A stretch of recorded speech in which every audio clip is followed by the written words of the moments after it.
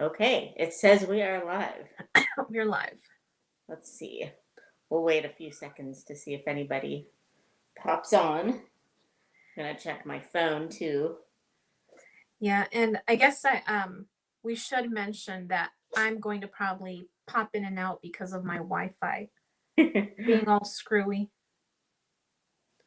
That's why I mentioned that in my Instagram thing. I was like, just in case, 'cause mine could be the same way. So, oh, I guess I'm not on my own subscription feed. Duh. Oh, there's Linda. There's somebody. Hello, Linda.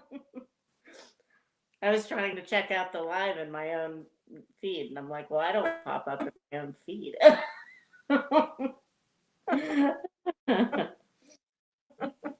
Oh, See the chat for some reason. oh, there we go.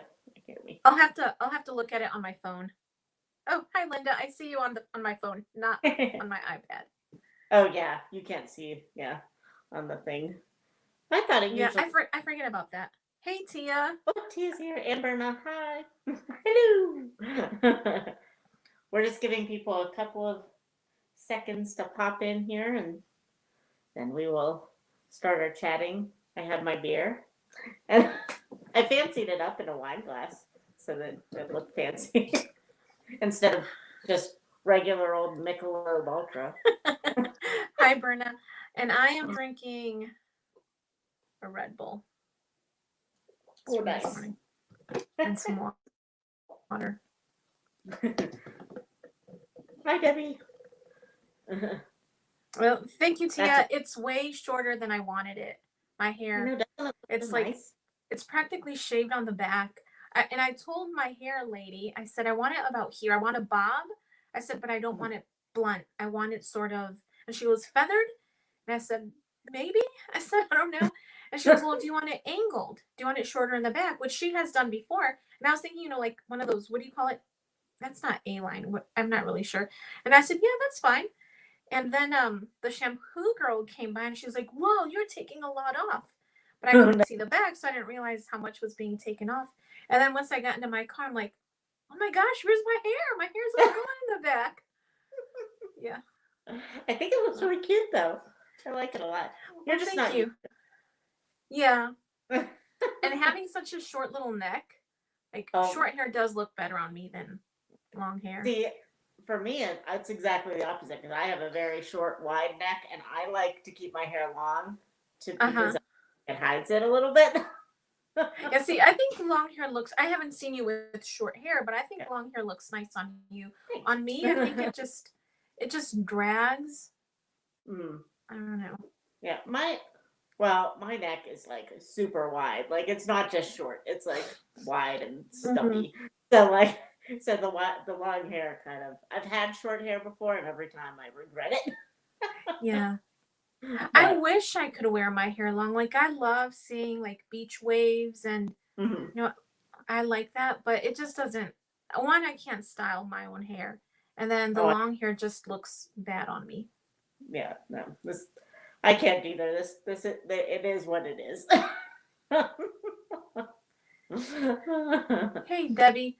Yeah, I barely had time to read the book. I just barely finished it, didn't I, Rainy? Yep, Like yep. We one were minute ago, checking things. literally. Yep, we were checking things a half an hour before, and I was like, "Well, we have 15 minutes. Do you want to finish the book?" So you're gonna get Angie's gut reaction at this Yeah. point. Okay, so that's probably a good enough amount of time to wait for Yeah. people. People will pop on. Oh, I should make Thank you, a. Berna. I'm gonna make another banner for our question because basically we don't have a question. We just kind of wanted to chat readathons for March because Mm-hmm. all the things are happening in March. So we just Mm-hmm. wanted to know like what you guys are reading in March, what readathons you're super excited about. Um, what are Yeah, some what new are that we might not yeah, know about? yeah, because I think there's like four that I think everybody has mentioned, but there might be some others that we don't know about. Yeah. And also my connection is really bad today. So I've already popped in and out like 4 times. So that's probably going to happen throughout the live.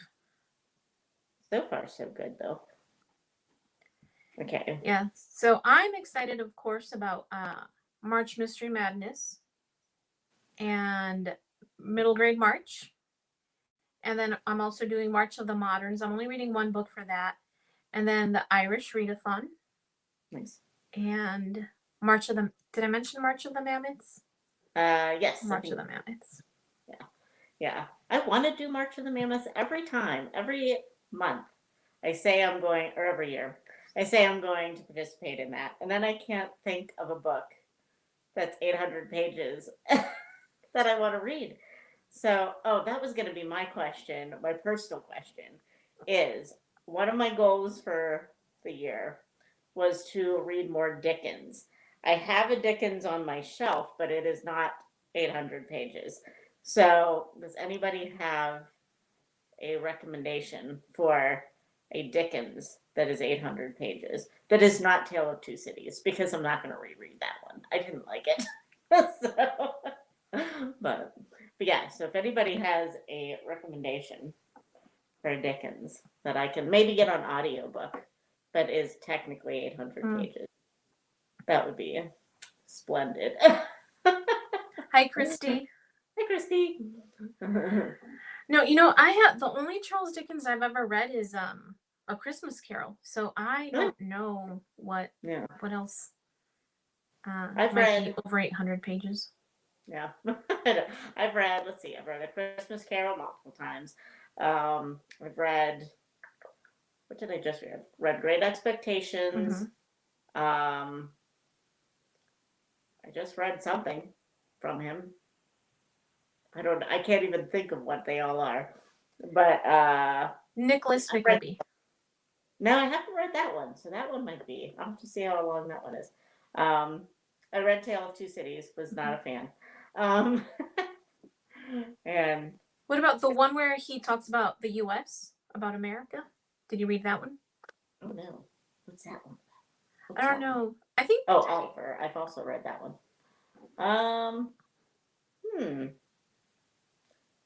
I know, Christy. 800 pages is so long. Oh, it's not. Democracy in America isn't that long. It looks that long. I kind of feel like when I read War and Peace, I feel like that gives me an out to never read an 800 page.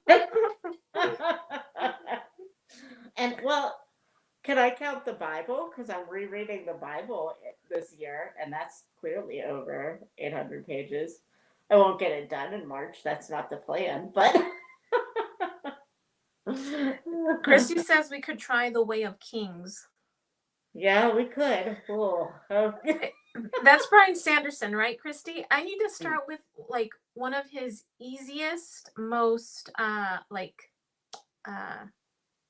easy to understand books. So I've had a couple of suggestions already. People have suggested one of his books as a good starting point, but I don't remember what title that was.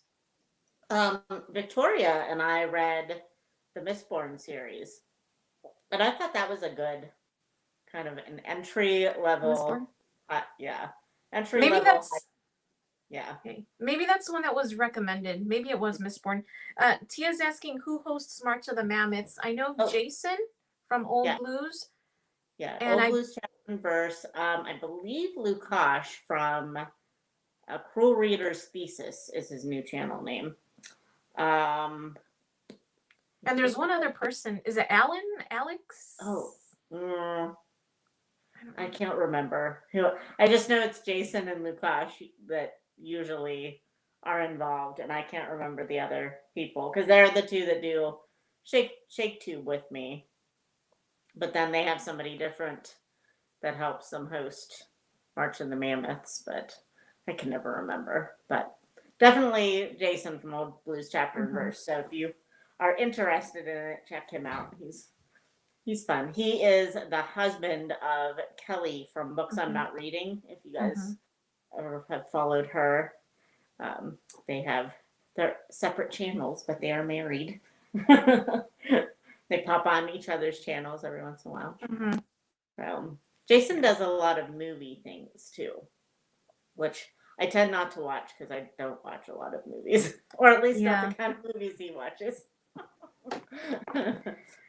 Yeah, Tia says that is a lot of readathons, Angie. It is. I always have to join every single readathon, even if I accomplish nothing. That's just the way I am. I join every readathon and read nothing. That's basically me. Kind of same.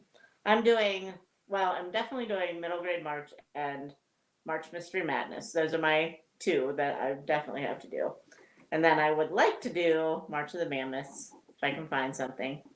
And then the Irish Readathon, I at least want to read. I am determined this year I will read Artemis Fowl, because that is a middle grade Irish series.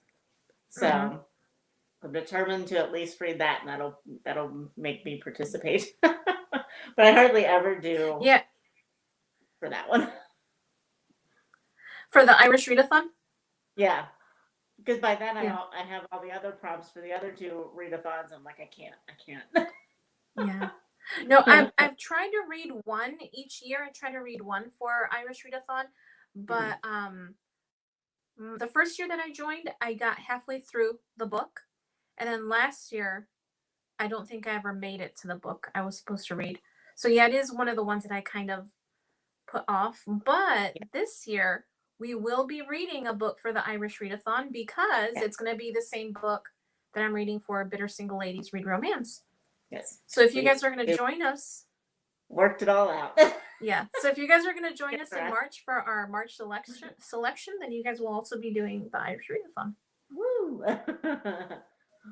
Let's see, what would Christy say? Oh yeah, Berna concurred that Mistborn would be good for a first one. It is a masterpiece series. I have read Way of Kings, Christy, and I honestly cannot remember most of it. I remember Kaladin, and I remember the Windspren, and I remember lots of gore. And bridge running. All the bridge running, all the time. That's all they're doing is bridge running. Oh, she recommends Skyward. I haven't read that series yet. But is that a young adult book by him? And that takes place in space? Is it the one that takes place in space? Yeah, I think, it's the one, she's like a pilot or something. And her father was like killed for being a spy or something like that, or a traitor or something. So nobody likes her. And then, but she's like determined to show that she's cool. So, yeah, so much bridge running all the time. My coworker that I always talk about, that we discuss books, he wanted me to read Way of Kings, and I would listen to it on audiobook, and every time he'd come in and be like, "Where are you at, Lorraine?" And I'd be like, "They're bridge running," because they always bridge run. There's nothing else but bridge running. So that was definitely not, he wasn't impressed with my opinion of Way of Kings. Oh, it has a mystery and great character relationships. Tia says she's only read Warbreaker. How many series does he have? So many. Mistborn, Warbreaker. What's the one that... Warbreaker a standalone though, Tia? I feel like one of them is technically a standalone. And I thought it might have been Warbreaker, because Skyward is going to be a series, right? I don't know. See, I only know these things because of people I follow on BookTube.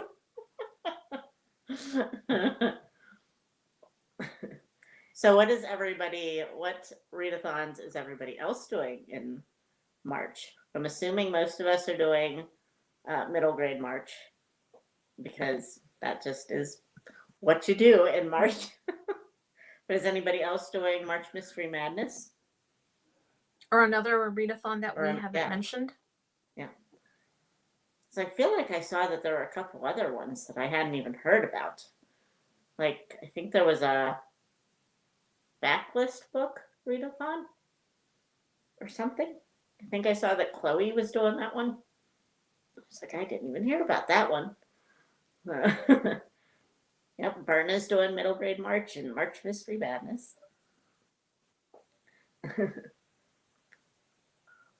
Warbreaker has no sequel at this time. Oh, really? Elantris doesn't either. I thought that was a series. Huh. Debbie's doing middle grade. She hopes. Nice. Nice. Oh, there's a Kindle Clear out March too. Kim. Hi, Kim. She's doing just middle grade. Oh, hi, Oh, Lindsay. Kindle Clear Out. Yes, I remember. I think I was doing that one last year too, because I remember making my little spread for Kindle Clear Out, and then I think I only ended up reading one book. Oh, hey, Lindsay. Hello, hello. Lindsay's doing March Mystery Madness, March of the Mammoths, and middle grade March. Nice. And Lindsay will read Linda is doing middle grade March.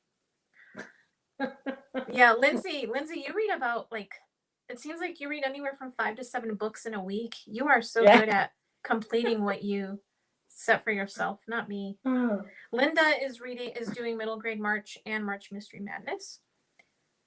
Oh, Christy's doing the War Games readathon. What is that? Huh. That booked and busy is doing. Oh. And Kim said Kate Howe has a stitch and listen. See, and that's why I need to learn how to cross stitch or something so that I can participate in the stitch. Because all I do is happy color. You can do that. I told you about happy color, right, Rainey? Happy color. You told me about it, but I don't remember. What's that? Yeah, it's just a coloring. It's a coloring app. You just literally press the number, and it adds color to that little space. It's mindless. Well, that's nice for audiobook listening, though. Well, I am doing the stitch and listen, but I cannot find the book that they are reading anywhere. Like, because I don't have audio or Audible, so the only place I can get it is Audible. So, what book are they reading? The King's General by Daphne du Maurier. So, but I guess it's just a lesser known Daphne du Maurier. So, I figured Scribd would have it, but I couldn't find it on there, unless they just cut me off, because Scribd likes to do that. You might want to check YouTube too. YouTube, that's where I was listening to the Corinthian. I couldn't find it on Scribd, and I didn't want to get it on Audible, so I found it on YouTube, and it was the complete book. Oh, okay. Oh, I'll have to think. I always forget about that. I'll have to, because there was one other girl in the Stitch and Listen Voxer group that couldn't find it either. So maybe if I can find it, I'll tell her that it's on YouTube. Mm-hmm. Good idea. Nice. Tia says she always reads middle grade every month, so she'll be participating by default. She does it whether she wants to or not. Libraries in Labrador said there's a War and Peace readathon. Oh, nice. It starts in March. No, don't be afraid of it. It is, I read it last year, and it is actually okay. It is not a bad, but I would suggest either reading it on audiobook or finding a translation that translates the French within the text. Mm-hmm. My version that I had originally did a footnote for all the French text, and it was just kind of annoying to kind of go, back and forth, because there was some paragraphs that were all in French. Mm-hmm. So I ended up doing an audiobook version because I just couldn't keep up with my buddy for trying to flip through all the footnotes to read the French. Yeah, if I remember correctly, Summer from Cozy Reading with Quaker Cats, she just finished War and Peace, but she started off with an edition that she had bought because it was a really pretty edition, but Mhm. it didn't translate the French, Yeah. or at least it had footnotes or something, and that I think got annoying too. So she ended up buying an edition. I think it might have been a Penguin edition, maybe, that Uh, had the translations. I really wanted to get the Penguin cloth bound classic of it, but I don't know what translation they used, so I didn't really want to. And then, so I went to Half Price Books and found one there. And so I just bought that because it was just a paperback. I figured it'd be easier. And by the end of it, I was like, well, someday I may reread this, but I'm not going to buy the book just to have a fancy copy on my Yeah. shelf. So, but Berna asked, does knitting count for stitch and fix? I think any of those, any knitting, crocheting, cross stitching, any of those work, right? yes, yeah, you can do anything. You can color. You can do happy color if you want. They just want it's kind of nice because they do a Voxer group, so people can put pictures of their progress and whatever project they're working on. So that's actually what I like about it. So if I can't find the King's General, I'll just listen to some other audiobook and still participate. What project are you going to be working on? I'm gonna do my Alice in Wonderland Okay. cross stitch because that's gonna take me flipping forever. Are you So close to finishing? no, no. No? I finally got this app called Pattern Keeper, and you can load your pattern into it, and as you mark off your stitches that you do, it will calculate like how much of it the total pattern you've gotten done. So, which is kind of neat. And I think I am 20% done with the whole thing. It So seems like, to me, it seems like you've gotten a lot done, but it's only 20%. yeah, because Wow. I have it because I still have to do like the whole border and like her body. So I've only gotten her head done. Oh. So, so that's why like I started watching all these floss tube people because that's a thing, and they have all these whips going, which is like Mm-hmm. work in progress. And they have all these things that they have been working on for years and years, but they have like 50 works in progress. And it like boggles my mind, but at the same time, I'm like, well, yeah, but if you have something like this that takes you over a year to do, you're going to get bored of it and you're going to want to start something else. Yeah. That's kind of almost where I'm at, but Well, it's like reading. That's why I have to read at least 3 or 4 books at a time, because even if I'm enjoying the book I'm reading, I still can't spend like one whole evening reading one book. I have to have a variety. So I like to have at least 3 books going at yeah. once. Well, that's what I'm going to have come tomorrow. I'm going to have 3 books going at the same time. Yeah, Tia's doing a cross stitch from the same company that I am doing. And yeah, she says she can only do one project at a time, which I'm kind of that way too. Watching these people that have a million whips going gives me anxiety. So I'm like, you're never gonna finish any of this. You Mm-hmm. just make project progress on the one project you're doing right now. So I have two going on, two cross stitches, but the one is this temperature tree. So I only have to Yeah. do it like once a month because I just have to make a branch, and then as like I can't really do the leaves until I know what the high temperature was that day. So I just wait until like halfway through the month and then I stitch all those leaves. And then I wait till the end of the month and then I stitch those leaves. So I do it twice a month. So So is it a leaf per day? yeah, it's every branch has its own leaf. So there's 12 branches and a leaf A per leaf for day. each day a month. Yeah, and then every leaf Okay. is there's a color that corresponds to that high temperature range. Yeah. Yeah, I did So see the little like key. I saw the little yeah, which grid. which I made that because I was like, next year I'm not going to know what this was. Yeah. Like so, because she doesn't put that in her pattern, so I just kind of did that. So I saw somebody else did it, and I was like, oh, that's a good idea. So,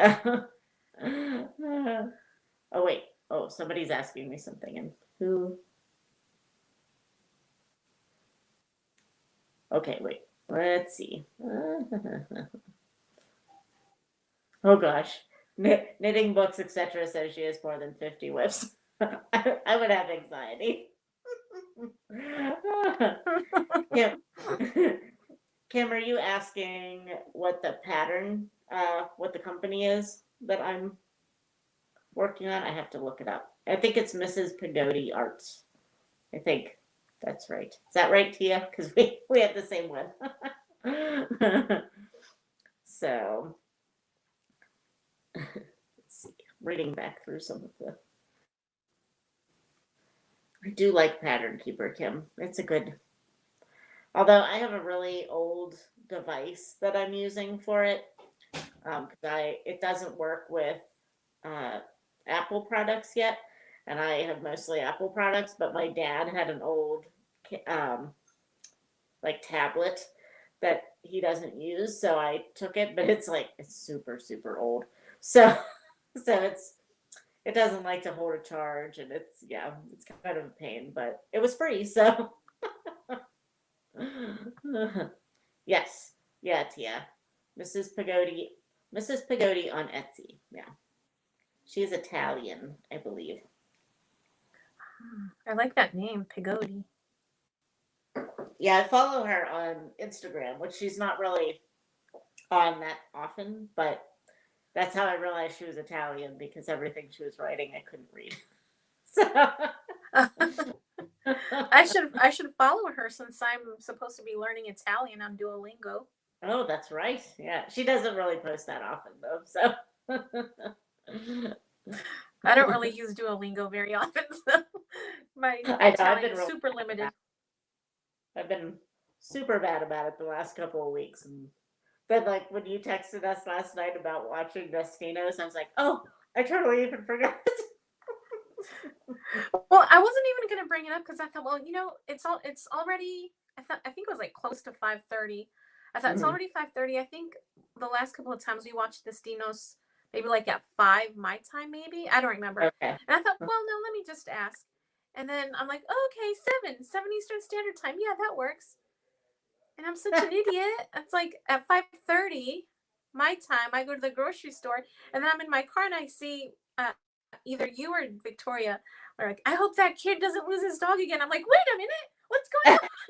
Like, 7 Eastern Standard Time, not Central Standard Time. Like, We were kind of wondering where you went. I know, why is she so silent? She's not adding to the conversation because I was grocery shopping. Oh, that's funny. I could kind of see why Christy wasn't there because she had said she was going to switch to Russian. So I Yeah. thought she's just not going to watch Destinos with us. But I was like, but where's Angie? There's Angie's the the one that instigator. was. Oh. Oh, Debbie, that's not talent. That's just I don't know. I don't know what that is. Yeah, Debbie said, you girls are also talented. I can only read one book at a time. Yeah. I could. Uh, what was that, Angie? Oh, Angie froze. Oh, What there did you she is. say, Rainy? Oh, I What just did said you I say? I should didn't hear only. what you said. I said I should only read one book at a time, but I don't, and then I get stressed out. Yeah, I don't know if I would finish reading more books if I only read one book at a time or if that would slow me down. I kind of feel like it would slow me down because of not having the variety, I think. Okay. Yeah. See, I feel like I can read a couple of books at one time, but I never until booktube. Well, and college when I had to. I never did more than one book at a time. Mhm. And when I started doing it, then it sometimes it worked, but sometimes it got I didn't feel like I was making any progress on Mhm. anything.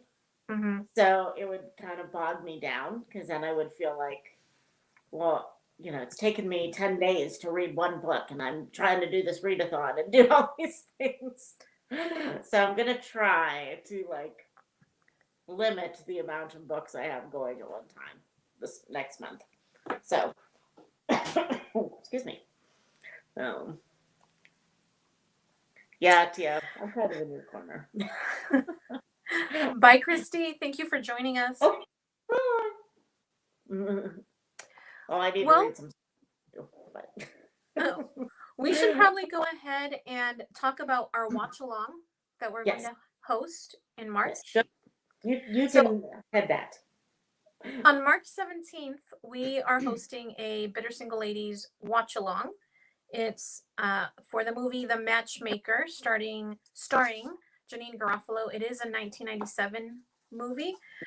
So it'll be Wednesday, March 17th at 7:30 Eastern Standard Time, Yes. not Central Standard Time. No, And we will. Rainey, you did say there are a lot of F-bombs, right? Yeah, from what I remember, there are several F bombs. I mean, it's not like the whole thing, but Janine Garofalo, I believe, was a little bit like a more intense for her time for the 90s.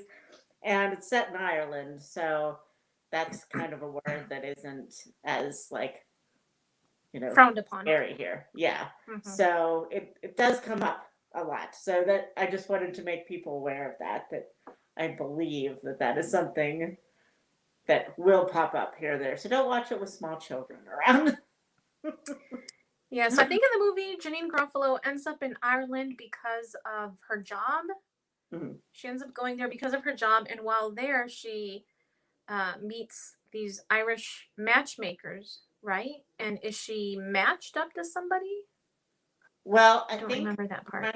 because I've watched it several times, but she gets sent to Ireland by her boss to do genealogy on him because he's a politician and Oh, that's right.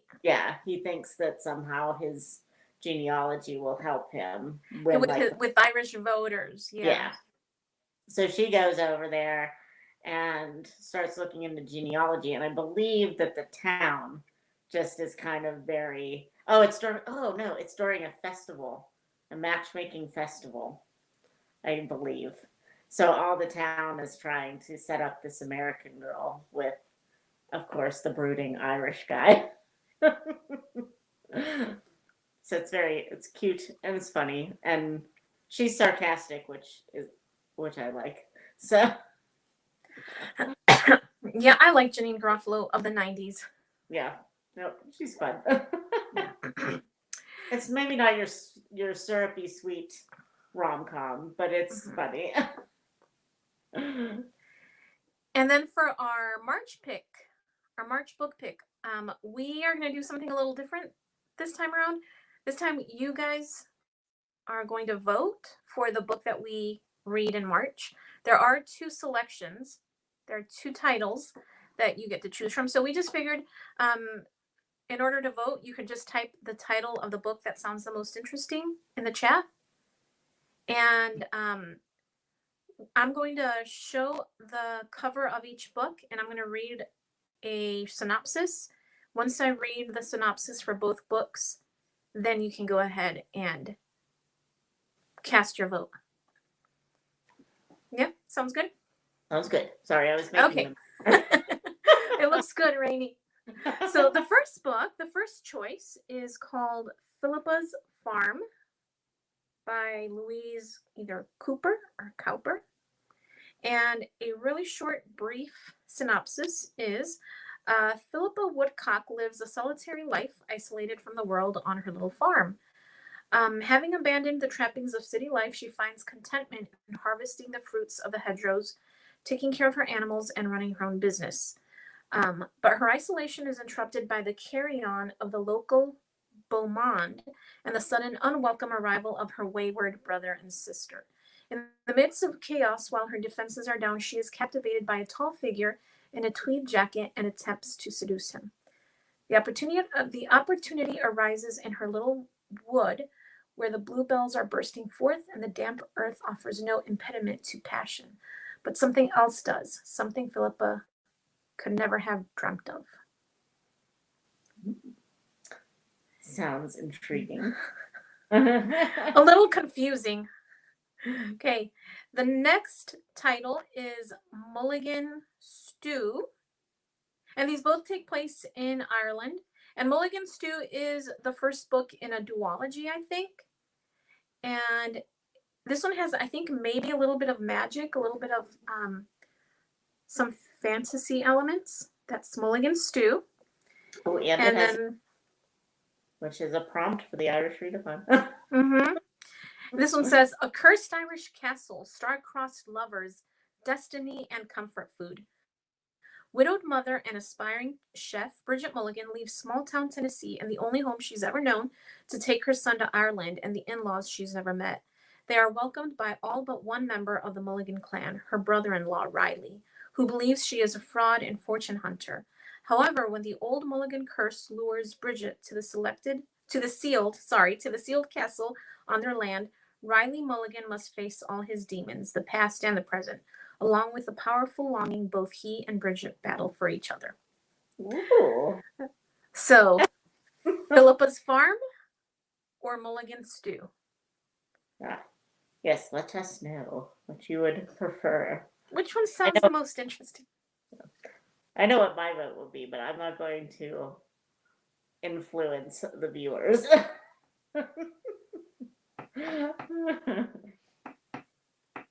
Oh, Julie Quick, yes.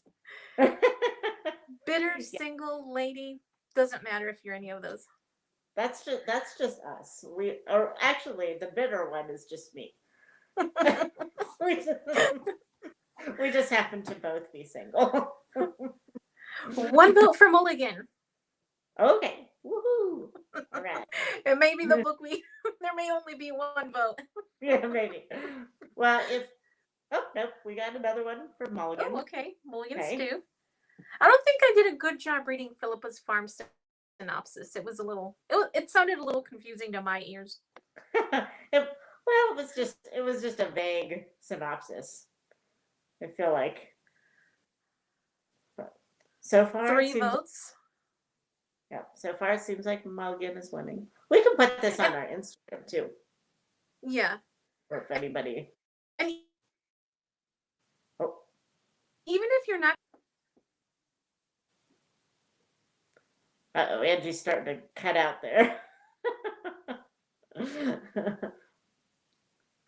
Am I cutting out? I can see you moving, sort of, but your voice is like cutting out here and there. But oh, okay. Oh, you're can back. you hear me? Yes, you're back. Okay. You're back. Okay. Yeah. I said, I don't know if this cut out, but I said even if you're not joining us for the read, you can still vote. Oh yeah, that's fine. Right. Just whichever one seems more interesting. Yeah, Debbie, I don't really Julie have said, do I? Julie asked if I could do a quick read of a quick synopsis of the first book. Yeah. So that one is Philippa Woodcock lives a solitary life.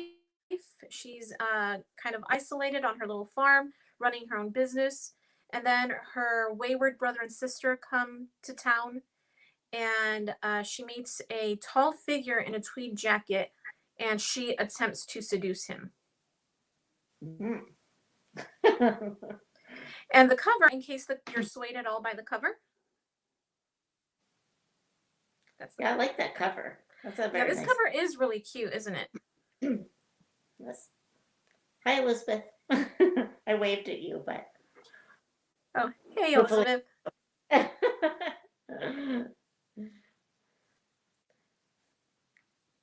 Yeah, Debbie knows which one I want already. Okay, let's do one final.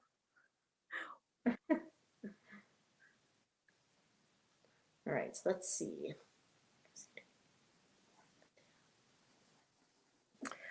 Well, do we want to go ahead and say Mulligan Stew? I think, yeah, that's probably, maybe we'll put it on our Instagram too, just in case that anybody else would like to vote. Okay. But we'll tentatively say Mulligan Stew. And then, yes, Julie says Mulligan Stew as well. So So we will, 4 votes for Mulligan Stew. yeah.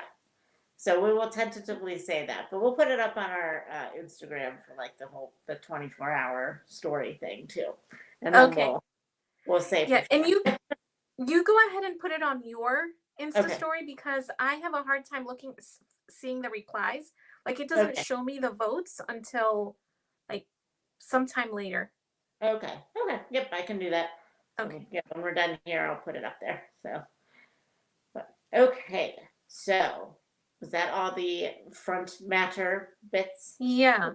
Okay. And Tia's asking, I haven't heard of either of these. Where did you discover these titles? On Amazon, Tia. I just since I have Kindle Unlimited, I usually just go on to Amazon and I do a search for whatever it is I'm looking for, usually romance. And so I did a search for Irish romance, and these 2 were titles that caught my eye. Otherwise, I've never heard of them before either. No. But they have good ratings on Goodreads. They both have a rating of 4 point or higher, or 4 Okay. stars or higher. Well, that's good. Something. Elizabeth, the Mulligan Stew was an old movie in the 70s. That would be some, but it doesn't sound like the same. if it was about nutrition or something, probably not the same thing. Probably not. Yeah, Just the same title. Okay, Kim said that Mulligan Stew is $3.99 on Kindle. Okay, $3.99 on Kindle. Berna also votes for a Mulligan Stew, even though it's outside of her comfort zone. Thank you, Myrna. Berna. Not Myrna, Berna.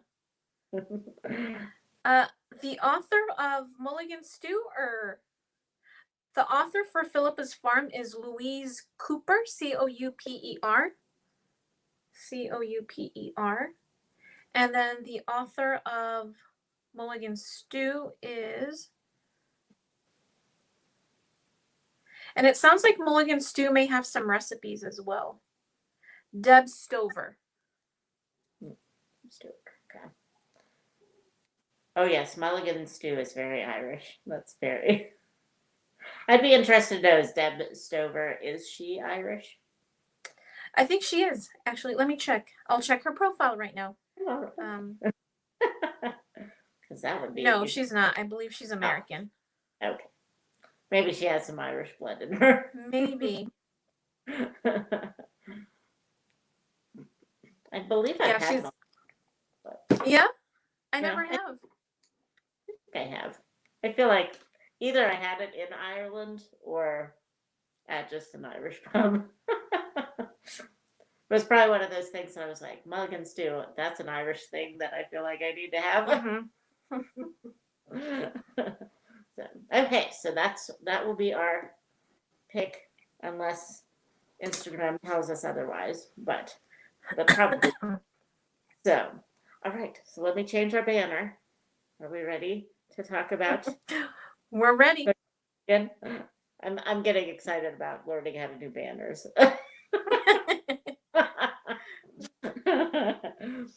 Okay, so The Corinthian by Georgette Hare. I don't know how to pronounce her last name, but that was, I believe it was published in the 30s or the 40s. I can't remember, but it is set in Regency time, so it counts for Historathon as historical fiction, historical romance. So that was good because I had kind of a rough Historathon month. So I was glad that I got this one in under the wire. So what? So you were. What's that? I'm sorry. Go ahead. Oh, I said you were able to count it for a couple of the prompts in Historathon? Yeah, I counted it for the subgenre one because it's historical romance. And also mostly I would say historical mystery. And then, well, I think that's it. I think that was the only one I counted it for, was the subgenre. Because I was and I am actually reading Winter of the Witch with Krista, but we weren't we were going to hold off on it because she had a lot of stuff going on. But then at the last minute, she's like, "Oh, do you still want to read that?" I'm like, "Yeah, sure." So I now have two for subgenre because that one's like historical fantasy, I would say. Okay. But yeah, so yep. So I counted the Corinthian for Historathon. So now I did at least three uh, historical fiction things for the Historathon. So I feel okay about that.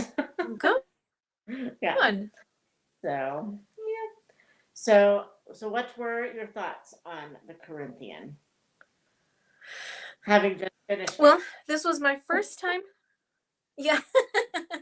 It was my first time reading Georgia Higher, and I wasn't sure what to think about it. I wasn't sure if I had a hard time connecting with the two main characters.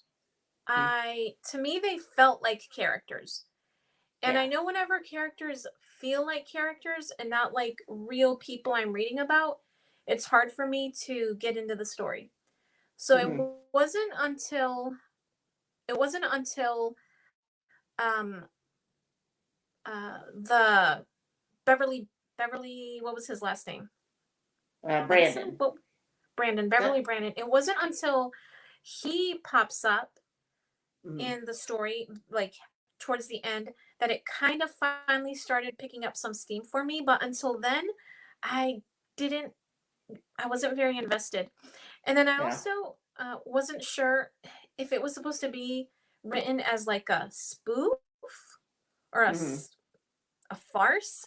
Once I looked at it as a spoof, a romance spoof, then I started enjoying it a little bit more. But Okay. reading it as like written, a book written as a romance, I I just couldn't get into it. Like I said, Yeah. it wasn't until I looked at it as a spoof Hmm. that I started enjoying it a little bit more. Yeah. Yeah.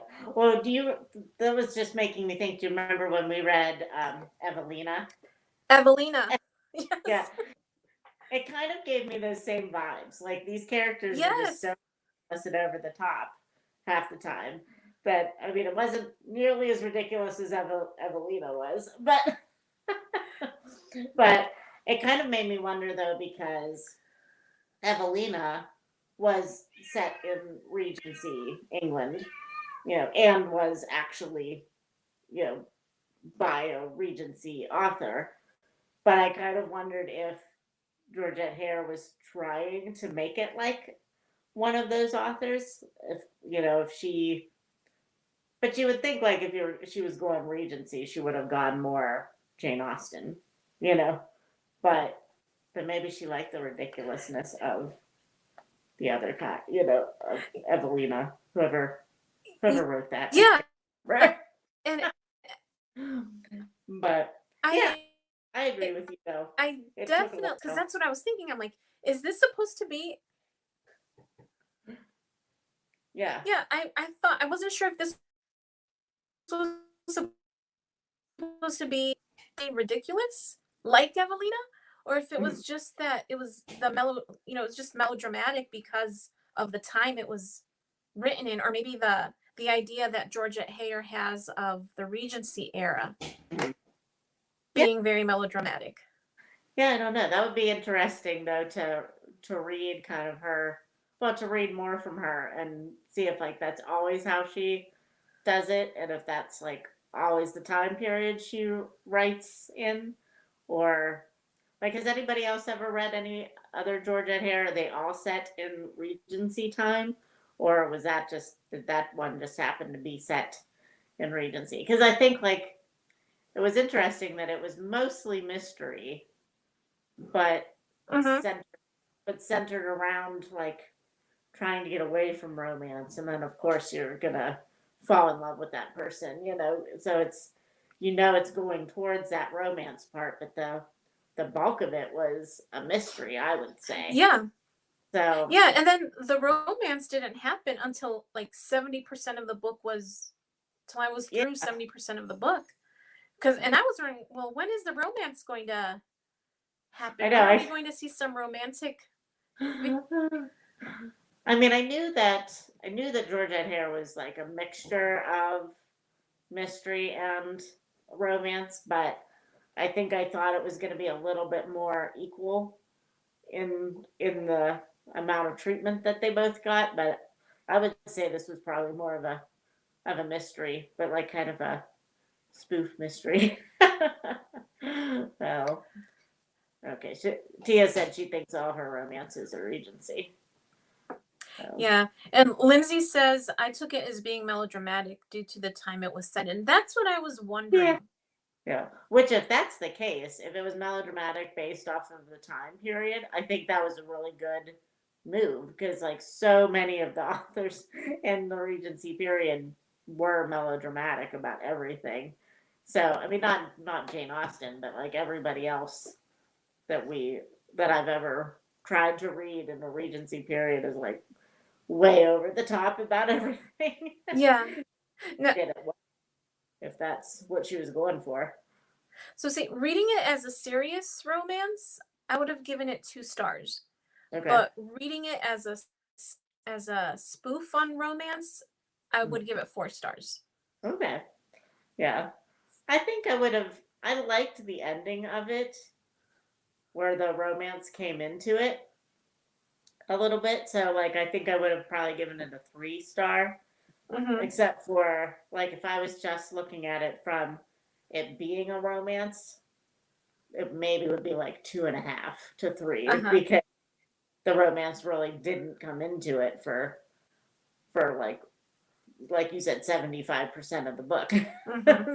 So they were constantly trying to get away from the romance until. Yeah, and I really enjoyed the writing. I do have to say, I Mm, liked her writing style. I thought it was very yeah. lyrical. It Mm, flowed very beautifully. mm. Yeah, I thought that too. I enjoyed reading it. I was just like Mm-hmm. confused by how it's supposed to feel. Yeah, right, exactly.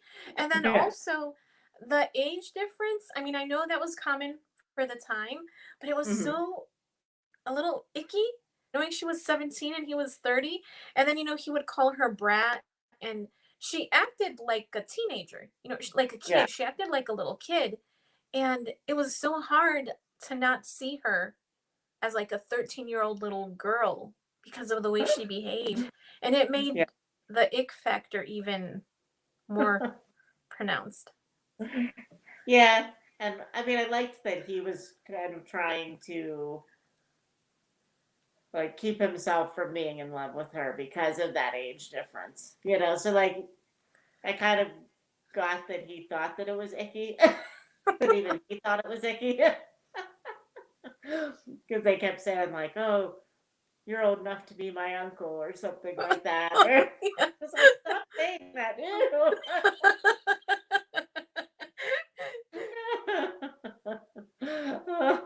but but Yeah, it's then like, I just keep having to remind myself it was a way different time. Like that was not right, that really wasn't icky for that time. She was I mean, she was going to be engaged to somebody else. right. So it was perfectly acceptable. But oh, hi Summer. We just started talking about the book, so we were chatting beforehand. um oh yeah, Brenda Oh, said did you? oh, I'm yeah. sorry. Oh, I I'm was reading the comments. Julie Quick says Wiki says she wrote one romance and one mystery each year. I think I had heard that somewhere else too. So this must have been technically one of her mysteries. Like I've always kind of heard that she has both in all her books, but this must have been technically considered one of her mysteries. I bet. So, but oh well, I didn't know. Hi, Summer. Yeah, knitting books, etc. says I read several of her romances. They were quite funny. Yeah, like I said, if it was meant to be funny, then it really was funny. I found several parts of it funny, Oh but yeah. yeah, as a straight up romance, I just thought I I can't condone this. yeah. I definitely looked at it as like a slapstick um Yeah, kind of rom-com slapstick kind of thing. Well, especially when the brother Cedric comes and Sir Richard tells him, "Your brother's dead," and he's like, "Oh well, I came here to kill him myself." Yeah. Okay, Okay. That sounds great. I'm like, that is so weird. Yeah, just like everything that happened, just they seemed like so cavalier about it. Yeah. And like when was it, oh, Ben, when they found him, they were just like, "Oh, he's dead." You're right, he's dead. Yeah. Yeah. It was like, no, like, yeah, so he sees him laying on the ground and he's like, he lifts his head up, I think. Like he lifted his head Yeah. up and he's like, yep, it just lets him fall. It's like he's dead. Yeah. And I think like for me, I like that kind of stuff because I don't know why. I just think that's hilarious to not people being dead. I mean like that kind of slap comedy. That came out wrong. I didn't mean it the way it sounded. You're cold, Rainy. Jeez, I'm really batting 1,000 here. But I just like when things are just because I think of it as like the fast paced comedic movies of like the 70s, that kind of thing where like people are running there and just like coming through doors and you see somebody and just I kind of like Yeah, or like that. when they're trying to pull out a fire. Yeah, right. Yeah, like when they're trying to put out a fire and they're carrying buckets of water and they're running into each other and Yeah. tumbling. That's how I felt about this book. Like there would be, and I kind of was getting confused on the amount of characters because like you'd have something happen, then all of a sudden there'd be a new person that came in, and but he would somehow be connected, but yeah, it was just always a new character, like every other chapter, and you weren't sure if they were important or not. So, but, oh, I thought you were going to I say don't know something. if you're cutting out on my. Yeah, I don't know. Oh, I was just You're gonna say, I heading don't out, know but if you're cutting out. Yeah, I don't know if it's. I can. You're cutting out on my end, but I imagine it's me who's cutting out. It's probably my connection. okay. You're back now, Sue. You're good. So let's see. Wait, let's read some titles. Now, the title. I did have to look up the title because I was confused as to what exactly the Corinthian meant. Yeah, Um, so a fancy man, basically, like a dandy. yeah, Like, yeah. that's I right. wasn't sure about that either. Like the whole book, I was like, why do they keep calling him the Corinthian? And then at one point, was it the one lady's father kept calling him a dandy, and he said the correct term is a Corinthian, sir. And I was like, oh, okay. No, I looked it up at the beginning, right as soon as I started reading, because I'm like, what does that mean exactly? Yeah, What is a Corinthian? I want to know I need to know why. what this is. I want to know exactly because I think in the first chapter they immediately call him. Yeah, I think he's called a Corinthian in the very first chapter. So I thought, okay, I need to find out exactly what that is because I'll be confused about it the rest of the book. Yeah.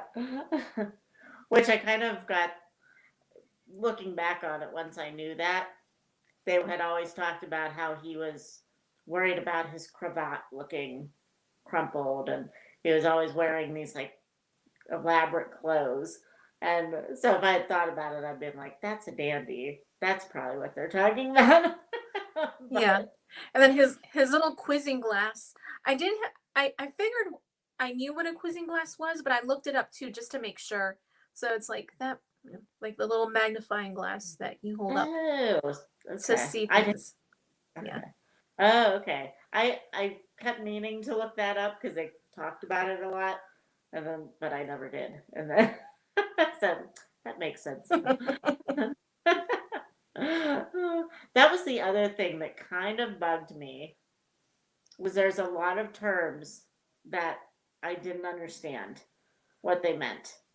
Like, and I wasn't sure if it was a like a regency period thing or just a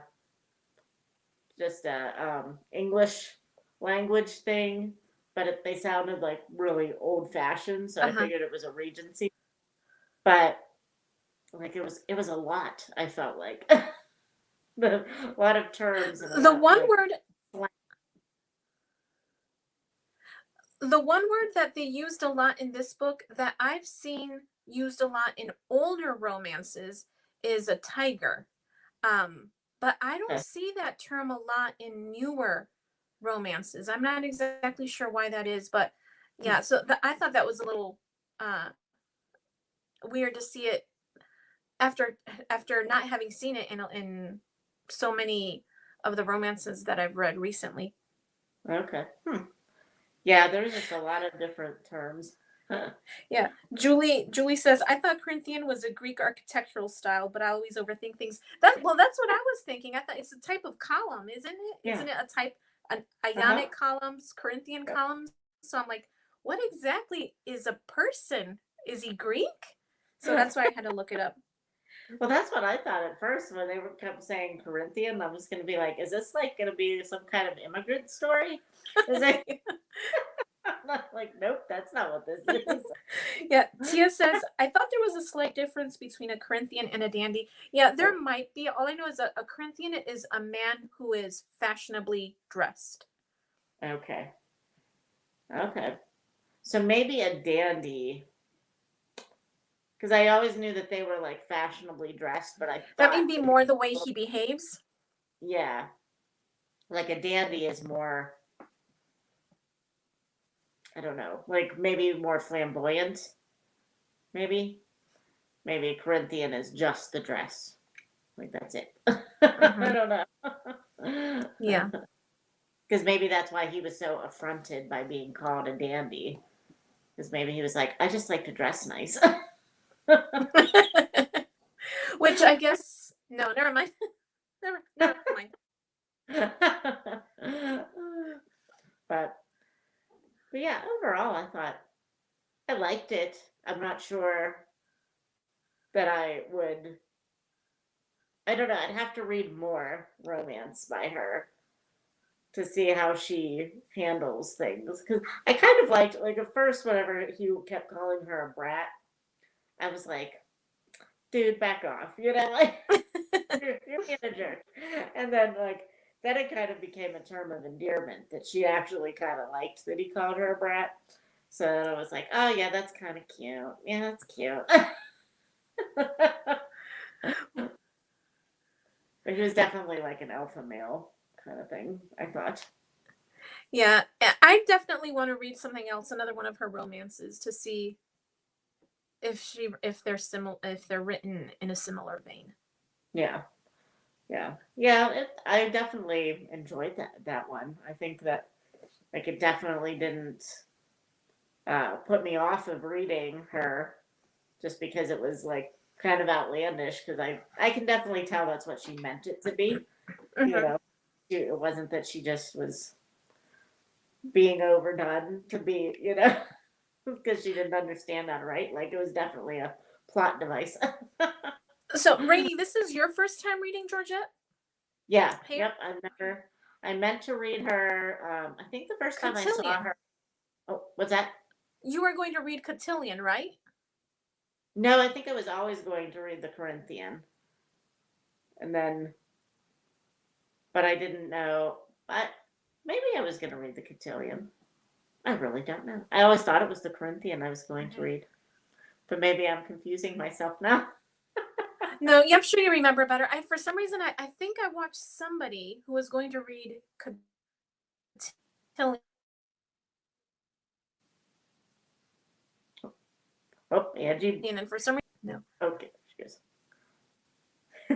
Yeah, I keep cutting out. Yeah, you're And cutting out. then somebody said, "Oh, knitting books, etc." Said that she read The Grand Sophie.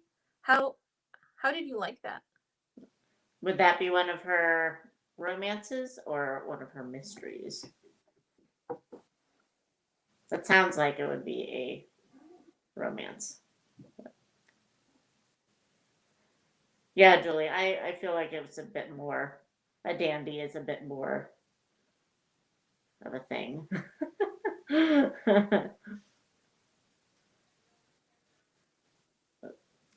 So, do we have anything else we want to discuss about the book? Or should we wrap this I one think up and that's make, it. yeah. Yeah, I think we should make it a short one today since we're having some technical difficulties. And Yeah. yeah, so, but yeah, I thought that was a cute one. I would read another Georgette here. So I'll have to Yeah. research. I would too. Yeah. If I pick another one down the line, I will research it a little bit more to see like how much romance is actually going to be in it. Yeah. Oh, but oh, let's see. Oh, I got some more comments. Okay. Oh, I've seen Venetia. I've wanted to read that one. I never heard of the other two, so Lindsay said she really liked the Grand Sophie. Yeah, that was the other thing about Penelope. I didn't really think, or Pen, like it felt like she she definitely grew as a character, but she definitely wasn't a very strong lead lead character. I didn't think Yeah. she was kind of whiny. Yeah. I mean, and I'm sure that was her age, being 17. Yeah, yeah. I mean, she did well with like the way a 17-year-old should act is probably the way she acted, but Yeah. Right. Right. yeah. Oh, summer. Yes, we did say next month's book. We did a little poll and decided on Mulligan Stew by who's it by? Deb Stover. Deb Stover. Yeah. So, and somebody Yeah. said it's on Kindle for $3.99, and I haven't looked to see if it's on Scribd or anything yet. So, but I'm just reading comments. Sorry. Yeah. So am I. I get silent whenever. No, Julie. I think that was okay. I understood the term.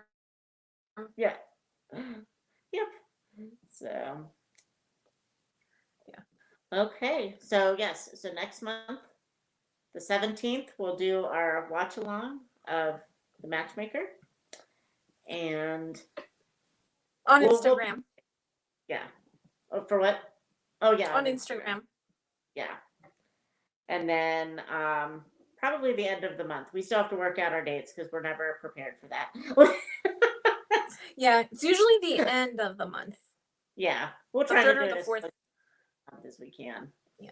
So I think we should be able to do it because our Mitford filming isn't going to be on a Sunday, so we should be able to work that out. So Yeah. but so yeah, thanks for joining us, everybody, and we Yeah. will Thank you guys.